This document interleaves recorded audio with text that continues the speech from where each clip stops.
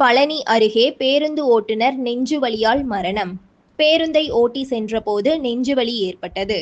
நடத்துனர் விரைந்து செயல்பட்டதால் பேருந்து விபத்தில் சிக்காமல் தப்பியது. பழனி பேருந்து நிலையத்திலிருந்து தனியார் பேருந்து புதுக்கோட்டை கிராமத்திற்கு சென்றுள்ளது. பேருந்தை ஓட்டுநர் பிரபு இயக்கி சென்றுள்ளார்.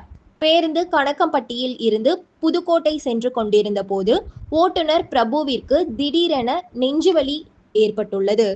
சிறிது நேரத்தில் பேருந்து ஓடும் போதே மயங்கி விழுந்து பிரபு உயிரிழந்தார். அருகில் இருந்த நடத்துனர் பிரபு மயங்கியதை பார்த்து விரைவாக செயல்பட்டு பேருந்தில் பிரேக் இயக்கி சாலை ஓரத்தில் இருந்து நிறுத்தியுள்ளார். இதனால் பேருந்து விபத்தில் சிக்காமல் தப்பியது. பேருந்தில் பயணிகள் இருந்த நிலையில் நெஞ்சுவலியால் ஓட்டுநர் இறந்த சம்பவம் பரபரப்பை ஏற்படுத்தியுள்ளது. தகவல் அறிந்து சென்ற போலீசார் வழக்கு பதிவு செய்து விசாரணை மேற்கொண்டு வருகின்றனர்.